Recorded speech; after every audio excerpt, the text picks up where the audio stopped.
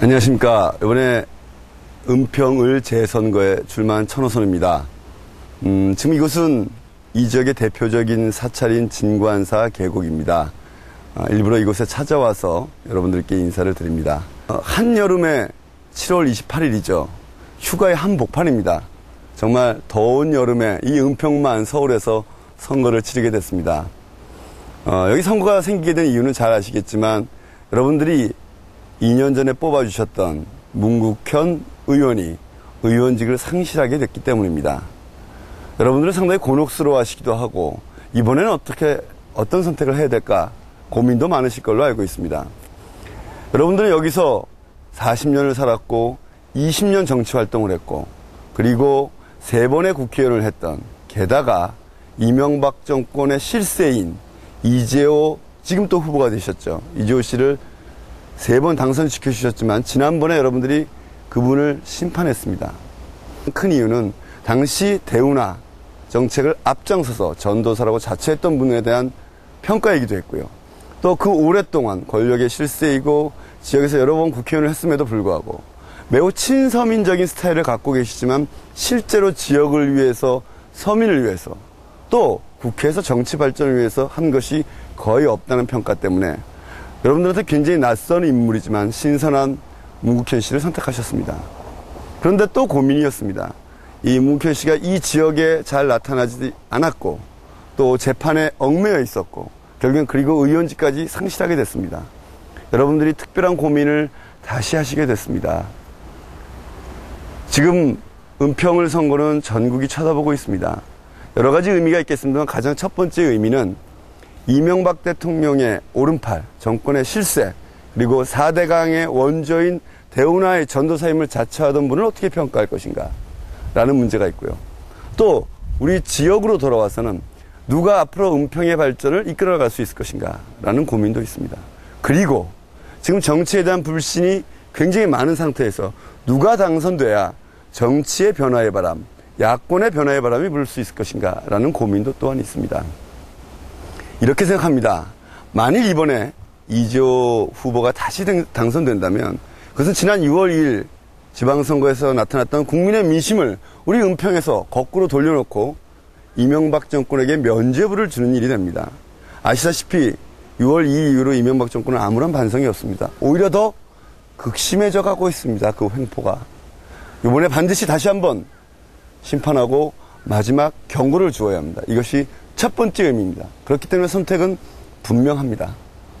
그리고 두 번째, 여기서 많은 시간 정치활동을 하고 지역에서 정치를 했습니다만 지역 발전을 위해서 진짜 애정을 갖고 한 일이 없습니다. 이 또한 단호히 심판받아야 된다고 저는 생각합니다. 문제는 이 이재호 씨와 맞서서 이기기를 바라는 주민들이 굉장히 많은데 후보가 누가 되느냐가 문제입니다. 지금 민주당은 후보가 여러 명이 거론되고 있습니다. 누가 될지 모르겠습니다. 그러나 그 후보가 결정되면 저와 한번 다시 연합의 문제, 단일화의 문제를 검토해야 할 것입니다. 그러나 지난 지방선거의 승리에 도취돼서 그런지 모르겠습니다만 민주당은 우리 당의 연대 요구에 답하지 않고 있습니다. 만일 민주당이 다른 정당과의 연합과 연대를 무시하고 독선적으로 나간다면 단일화는 굉장히 어려워집니다. 이 경우에 정말 민주주의를 바라는, 그리고 은평 지역의 발전을 바라는 분들이 여러분들의 힘으로, 여러분들의 여론으로 단일화시켜 주셔야 합니다. 누구를 뽑아야 할까요? 기준은 한 3가지 정도가 될 것입니다. 첫 번째, 누가 이재호 후보에 대항해서 확실하게 승리할 수 있는가? 저는 그렇게 생각합니다.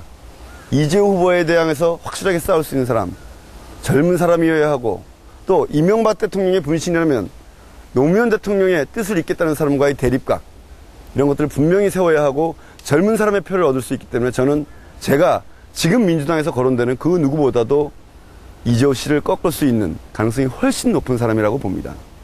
두 번째입니다. 누가 당선돼야 정치의 변화와 발전이 가능할 것인가? 지금 민주당 국회의원이 1명 더 늘어난다고 해서 민주당이 보다 혁신되고 정치권에 자극이 될까요?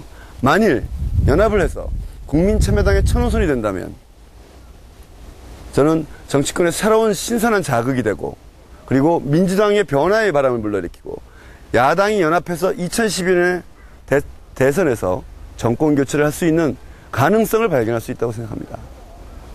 지금 거론되는 분보다 누구보다도 차별되는 신선하고 모범적이고 서민을 위한 열성적인 의정활동 또한 제가 자신합니다. 세 번째 기준이 이런 것이 있을 겁니다. 누가 돼야 은평의 발전에 도움이 될 것인가. 지금 우리 은평은 오랫동안 이 지역에 살았던 이재호 후보에게도 실망했습니다. 그러나 지금 거론되는 분들은 대개 바깥에서 온 분들일 수도 있습니다. 그러나 바깥에서 이미 모든 것을 이루고 들어오신 분들은 단지 여기 국회의원 배지만 달려오는 것입니다. 저는 다른 분들에 비해서 젊습니다.